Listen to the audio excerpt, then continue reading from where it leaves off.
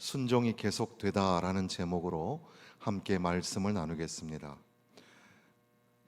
사도행전 5장에 나타나는 초대교회, 이것은 오늘 현대적 교회의 모델이 되기도 하는데, 시대적으로 그 오랜 과거의 교회로 돌아가자 그런 말이 아니라 교회가 부흥하고 교회가 교회된다고 할 때 그때에 바로 초대교회가 보여주는 그 교회로서의 성격, 그것이 오늘날 우리에게도 동일하게 일어나서, 그래서 교회가 교회되고 교회가 부흥하고 갱신하는 그런 교회 되기를 소망하면서 이렇게 함께 말씀을 나누고자 합니다. 초대교회 역시 내적으로 외적으로 여러 가지 어려움이 있었습니다.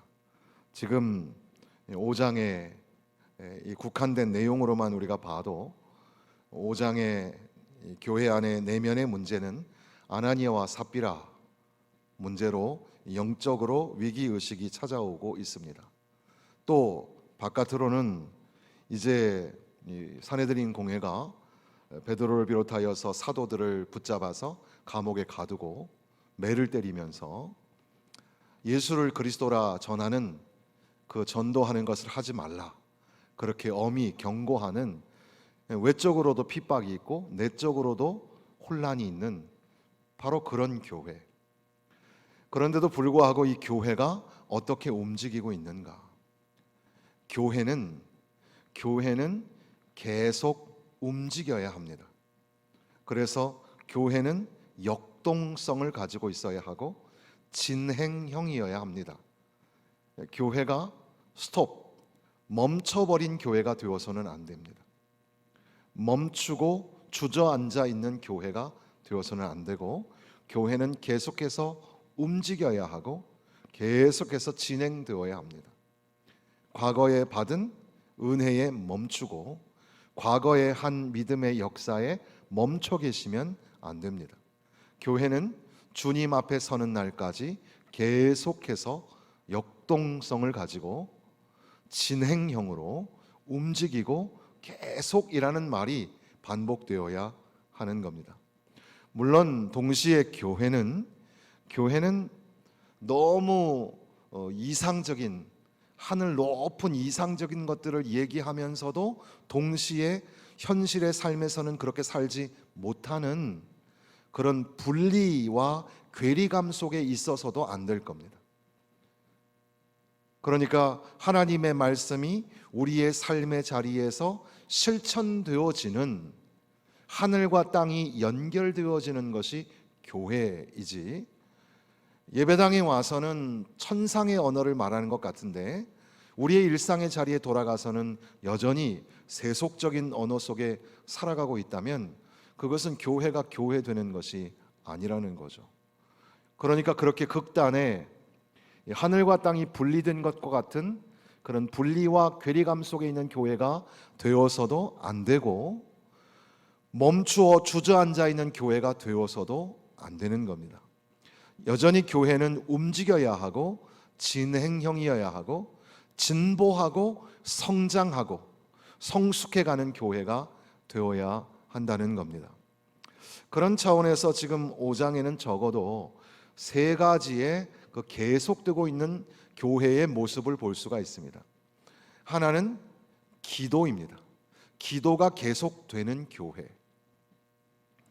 사실 기도라기보다는 기적이 나타나고 이적이 나타나고 있는 교회라고 표현하는 것이 맞겠습니다. 12절에 보면 사도들의 손을 통하여 민간에 표적과 기사가 많이 일어나매, 기적이 일어나는 겁니다. 병든 자가 고침을 받습니다. 침대를 끌고 오기도 하고, 베드로가 지날 때 그림자라도 누구에게 덮일까 바라면서 육체적으로 병든 자뿐 아니라 귀신 들린 자에 이르기까지 많은 사람들이 찾아오게 되었다는 겁니다. 더 나아가서 사도의 일행이 감옥에 갇혔습니다. 옥중에 갇혀있는 그 밤에 천사가 찾아와서 그 든든하게 잠겨서 아무도 그것을 열 수 없는 그런 감옥이었는데 천사가 찾아와서 그 문을 열어서 나오게 하시기까지 합니다. 놀라운 기적과 기사가 일어났던 겁니다. 우리도 가끔 그런 기적이 일어나기를 바라죠. 여러분들은 어떤 기적이 일어나길 바라십니까? 병이 좀 나았으면 좋겠다, 그런 바람이 있습니다. 솔직히 얘기하면 우리는 가지고 싶은 게 많잖아요. 사람들에게 사랑도 받고 싶고, 건강은 물론이고 물질도 좀 더 많으면 좋겠죠. 항상 우리는 거기에 짓눌려서 사니까. 그런 것들을 얻게 하여 주옵소서 할 때 기적이 막 일어나서, 그래서 내가 그 기적을 좀 경험하면 얼마나 좋을까. 여기에 나타나는 것처럼 신비하고 이상한 그런 기적들이 나타나면 얼마나 좋을까. 유심히 살펴보면 사도들의 손을 통하여 사도들과 함께 그런 기적이 나타납니다. 예수님의 제자였던 사도들, 그 사도들은 지금 오늘 우리 교회, 현대 교회에는 없습니다. 그럼에도 불구하고 오늘 여전히 그들은 없지만 그들 가운데 역사하셨던 기적과 기사는 여전히 존재하죠. 오늘 우리에게 그것이 어떻게 이루어질 수 있을까? 우리는 예수의 이름으로 기도하고 주님께서 기뻐하시는 뜻을 따라 기도할 때 그때에 기적이 나타납니다.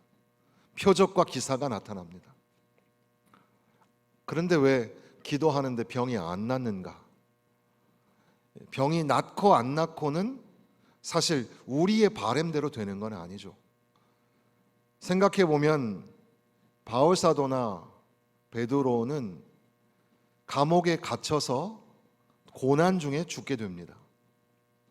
만약에 기적과 그 기사를 일으키는 놀라운 능력을 가지고 있었다면 감옥에 갇히지 말고 또 순교하지 않아도 되지 않을까?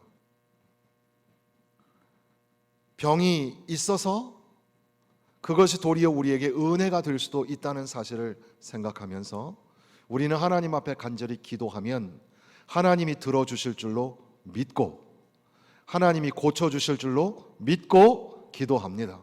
하나님이 분명히 응답하여 주실 것입니다. 그런데 때로는 우리의 생각하고 다르게 응답이 되어도 하나님의 응답하심이 있음을 믿는, 여전히 우리는 주님 앞에 설 때까지 계속해서 기도하는 교회, 성도의 표지, 성도가 과연 성도인가를 알 수 있는 것이 뭘까? 바로 그것은 기도입니다. 교회, 오늘날 교회가 참 많은데 교회가 과연 기도하고 있는가? 그리고 무엇을 기도하고 있는가? 하나님의 뜻을 따라 하나님 영광 돌리기 위한 그런 기도가 살아있는가? 기도의 역사가 일어나는 교회, 그러니까 기도가 계속되는 교회가 되기를 간절히 소망합니다. 동시에 전도가 계속되는 교회, 전도가 계속된다는 것, 성령이 너희에게 임하시면 너희가 권능을 받고 예루살렘과 온 유대와 사마리아와 땅끝까지 이르러 내 증인이 되리라. 그러니까 성령이 임하시고 이제 우리는 예수 그리스도의 복음의 증인이 되는 겁니다. 그러니까 증인이 되는 삶, 전도자의 삶, 바로 교회의 가장 아름다운 표지는 전도와 선교라는 사실이죠. 전도하는 거 참 쉽지 않습니다.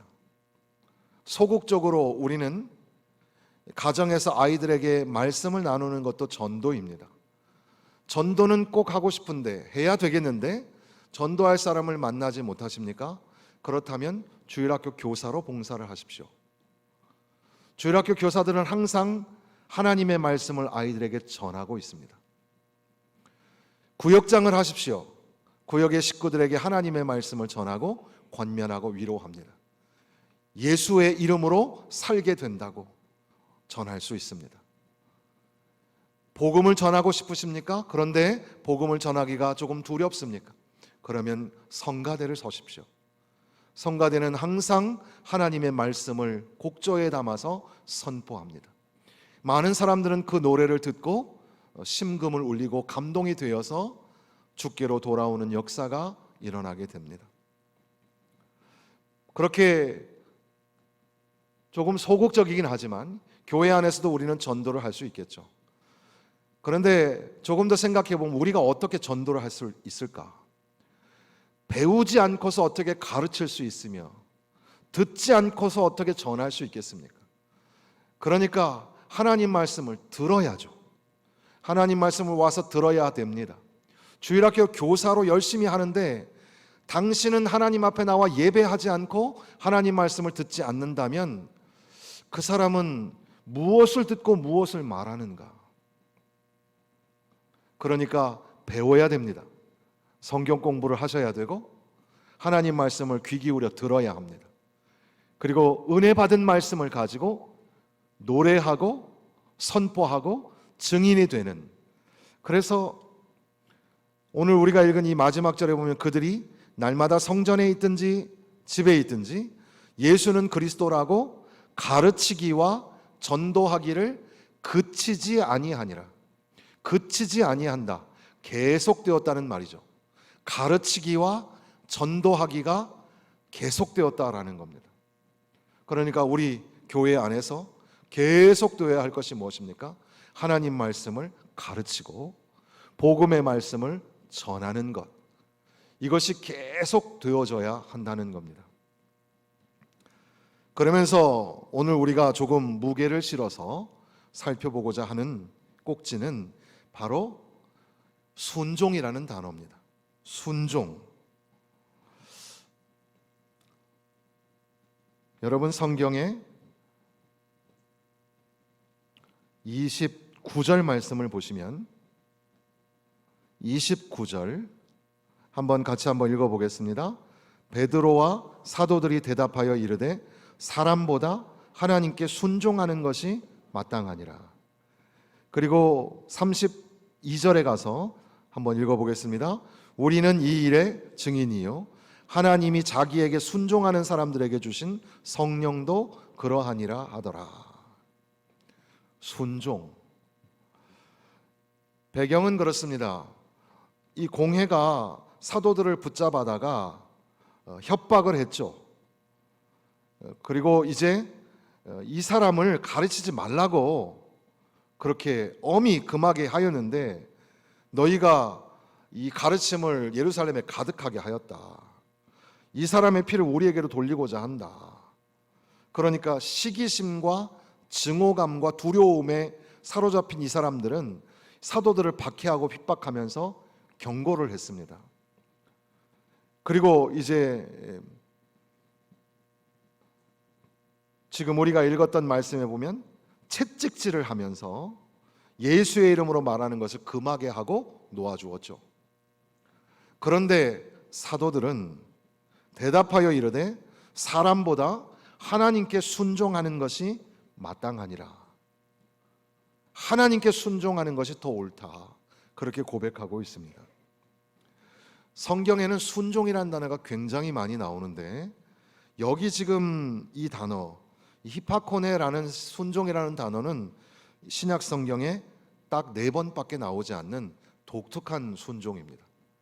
이 순종은 그냥 수백 번 나왔던 그런 순종의 강조형이라고 볼 수 있겠습니다. 이 순종은 절대적인 순종을 말합니다. 무조건적인 순종을 말합니다. 이의를 달 수가 없어요. 이유를 달 수가 없어요. 변명할 수 없어요. 그냥 순종하는 것을 의미합니다. 그런 순종이 계속되는 교회.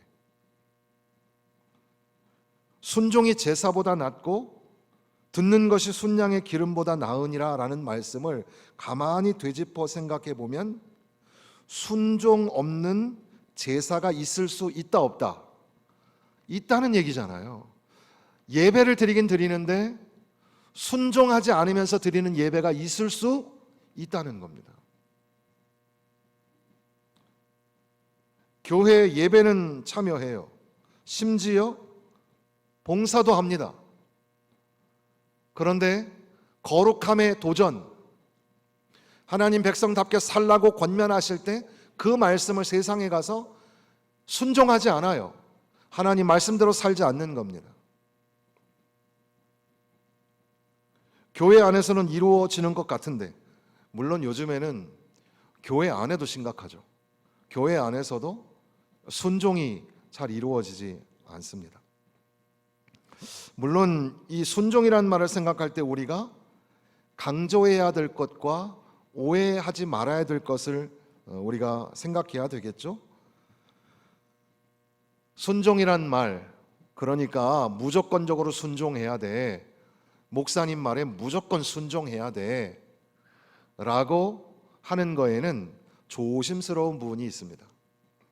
그것은 우리가 피차의 사람 간에도 물론 겸손히 순종하는 것이 필요한데, 무조건적인 순종이라는 것은 상하 복종의 관계를 가지고 군대처럼 그렇게 순종하며 살아야 되는 거야 라고 하는 그런 말씀으로 보기에는 좀 어렵습니다. 오히려 여기서 말하는 순종은 하나님께 순종하는 것이고, 하나님이 기뻐하시는 일에 순종하는 것이죠. 말씀에 순종하는 것이고, 성령의 인도하심에 순종하는 것을 의미합니다. 그러므로 순종은 너무너무 중요한, 교회가 기도하는 것과 전도하는 것만큼이나 순종은 아주 중요하다라는 강조와 함께, 순종은 뭐 누구에게, 목사에게, 사람에게 순종하는 것, 그런 차원이 아니라 하나님께 순종하고 하나님의 말씀에 순종하고 성령님이 인도하시는 그 이끌림에 순종하는 삶을 사는 것, 바로 그것이 성도의 삶이 그래야 하고 교회가 계속해서 순종하는 일을 해야 한다는 겁니다. 그러면서 오늘 여기에 나오는 순종한다는 말씀을 조금 더 생각을 해보면, 29절 말씀에 누구에게 순종하는가? 하나님께 순종하는 것이 마땅하니라 그랬습니다. 하나님과 화목하고 하나님 외에 다른 주인을 섬기지 않는 것, 다른 권세를 예배하지 않는 것, 하나님만 섬기고 하나님의 말씀에 순종하는 것, 바로 그것이 오늘 교회가 가지고 있어야 할 순종입니다. 또한 하나님께 순종하는 것이 마땅하니라. 하나님에다가 액센트를 줬다면, 두 번째는 순종, 여기다가 액센트를 주면 순종하는 것, 절대적으로 복종하는 것. 그러니까 하나님 앞에 선심 쓰는 척, 또는 하나님 앞에 하나님 말씀 잘 듣는 척, 하나님이 보시지 않는 것처럼 생각하고 숨어서 하나님 말씀에 불순종하는 그런 모습으로 살지 말고, 하나님 앞에 절대적으로, 무조건적으로 이유를 달지 말고 순종하는 교회, 성령이 가라 하면 가고 멈추라 하면 멈추는 그런 교회와 성도 되어야 합니다. 또한 하나님께 순종하는 것이 마땅하니라, 이 마땅하니라에다가 액센트를 준다면, 마땅하다, 뭐뭐 하는 것이 마땅하다, 당연하다, 이게 아주 중요하다, 그런 표현이잖아요. 우리는 살면서 나름대로 합리적으로, 이성적으로 우리가 정해놓은 룰이 있잖아요. 이렇게 살아야지, 이게 맞는 거야 라는 것들이 있습니다. 그런데 혹시 여러분들이 가지고 있는 그 생각과 하나님의 생각이 부딪힐 때, 하나님의 생각과 우리의 합리적이고 이성적인 생각이 부딪힐 때 어떻게 해야 하나요? 당연히, 마땅히 내 생각대로 살아야 하는가? 아니면 하나님의 뜻대로 살아가야 하는가? 하나님께 순종하는 것이 마땅한가? 내 마음대로 결정하는 것이 마땅한가? 잘 생각해 보아야 합니다. 또 하나가 더 있다면, 여기 29절에 하나님께 순종하는 것이 마땅하니라에는 우리라는 말이 숨어 있습니다. 우리가, 우리가 하나님께 순종하는 것이 마땅하니라, 이런 말이죠. 하나님께 순종하는 것이 마땅한 바로 그들은 바로 오늘 우리라는 사실이죠. 우리, 내가 순종해야 된다는 거죠. 우리는 이런 말씀을 들으면 저 사람 순종을 해야 된다. 그렇지, 저 사람 참 하나님 말씀 순종 좀 하지 생각하는데, 하나님께 마땅히 순종해야 될 사람이 누구냐면 바로 오늘 우리라는 사실이죠. 오늘 내가 그래야 되고 다른 교회 얘기할 거 없이 우리 교회가 하나님께 순종하고 있는가, 하나님께 마땅히 순종하고 있는가, 이것을 진지하게 생각을 해보아야 합니다. 여기서 말하는 순종은 앞서 말씀드린 것처럼 철저한 복종입니다. 절대적이고 의문을 제기하지 않는 철저한 복종을 의미하는 겁니다. 그러니까 교회가 계속해서 기도하는 것과 계속해서 전도하는 것처럼 계속해서 하나님께 순종하는 일을 감당할 때 내적으로 어려움이 있죠. 동시에 외부적으로도 박해가 있습니다. 그럼에도 불구하고 하나님께 순종하고 있는 동안에는 세상과 타협하지 아니하고 세상의 길로 가지 아니하고 하나님께 순종하는 동안에는 하나님이 교회를 지키시고 함께하여 주시고 하나님의 뜻이 이 교회를 통하여 이루어지게 하여 주실 뿐더러 하나님의 놀라운 역사와 은혜가 이 교회를 통하여 일어나게 하신다는 겁니다. 그래서 존 스토트 목사님께서는 여기 지금 나오는 것을 아름다운 대조법이라고 하면서 불명예를 당한 것의 명예, 치욕을 당한 것의 은혜라는 표현을 썼습니다. 왜냐하면 지금 41절에 보니까 능욕받는 일에 합당한 자로 여기심을 기뻐하면서 공의 앞을 떠나니라 그랬습니다. 여기 안에는 기도와 전도와 순종, 그러니까 계속 기도하고 계속 전도하고 계속 순종하는 교회의 모습이 담겨져 있는데, 능욕받는 일에 기뻐하면서 핍박당하는 일에 기뻐하면서 여전히 찬양을 부르며 나아가는 바로 그런 교회의 모습입니다.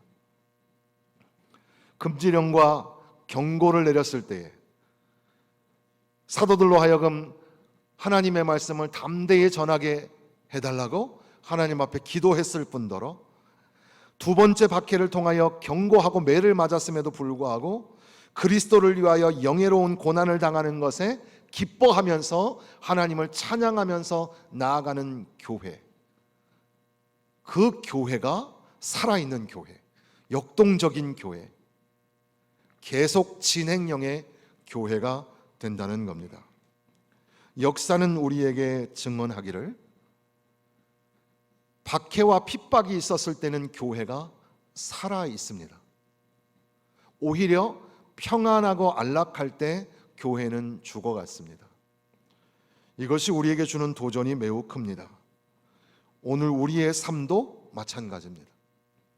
우리가 조금 힘들고 어려웠을 때는 하나님 앞에 기도하는 것, 말씀을 지키려고 몸부림을 치고 애를 쓰면서 하나님 앞에 울며 불며 기도했습니다. 그런데 우리의 삶이 편해지면서 우리는 예배를 소홀히 생각하기 시작했고, 또 복음의 증인이 되는 전도자의 삶을 내팽개 쳐버렸습니다. 하나님이 주신 말씀대로 순종하여 살기보다는 내 생각, 내 주장을 고집하며 살 때가 더 많았습니다.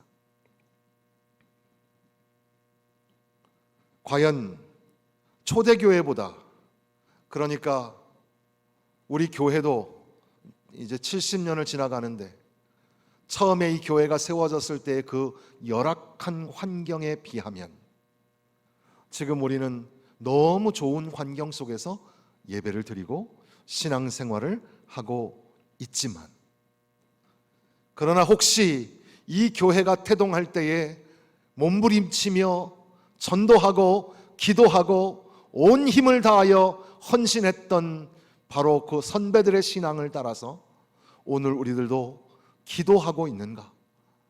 한 영혼을 구원하기 위하여 전도하고 있는가? 하나님의 말씀이라면 무조건적으로 항복하듯이 순종하고 있는가? 돌아보아야 할 것입니다. 현대적 교회, 문화적으로 또 첨단 기술을 가지고 있으며, 그리고 고상한 학문의 위상과 경지를 가지고 있는 그런 교회, 그런 강단. 그러나 혹시 우리가 하나님 말씀에 절대 복종해야 함을 망각하고 한 영혼을 구하기 위하여 전도자의 삶, 증인의 삶을 살아야 함을 잊어버린 채 기도해야 산다, 기도해야 산다, 기도해야 산다는 그 말씀을 잊어버리고 사는 것은 아닙니까? 말씀을 간단하게 기도와 전도와 계속되는 순종에 관한 말씀을 드리고 정리하면서, 이렇게 우리가 기도하는 교회가 되고 전도하는 교회가 되고 순종하는 교회가 되기까지 우리와 함께 하시는 하나님, 또 특별히 성령이 우리와 함께 하시는 것을 보게 됩니다. 아나니와 삽비라 사건에서도 베드로는 네가 성령을 속이고 땅값 얼마를 감추었느냐, 성령이 지금 운행하고 계신다고 말씀하시는데, 순종하는 이 일에도 32절에 우리는 이 일의 증인이요 하나님이 자기에게 순종하는 사람들에게 주신 성령도 그러하니라.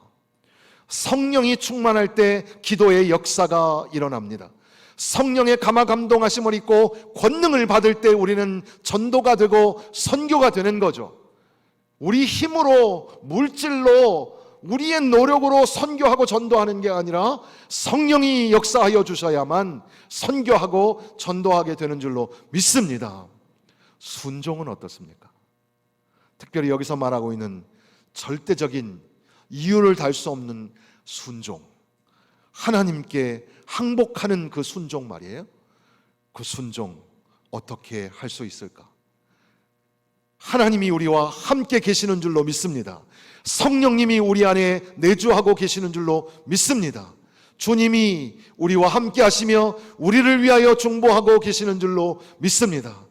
성부 하나님, 성자 예수님, 성령 하나님께서 우리와 함께 하시기 때문에 그 하나님을 의지하고 하나님을 믿고 따를 때에 우리는 순종하는 성도, 계속해서 순종하는 교회가 될 수 있는 줄로 믿습니다. 사랑하는 성도 여러분, 우리의 교회적 삶에도 하나님께 절대적으로 순종하는 순종이 다시 세워지기를 바랍니다. 여러분의 가정과 여러분의 직장과 여러분의 삶의 자리에서도 하나님께서 하시는 말씀 앞에 절대적으로 순종하는 가운데에 계속 살아있는 성도, 살아있는 교회 되시기를 주님의 이름으로 부탁을 드립니다.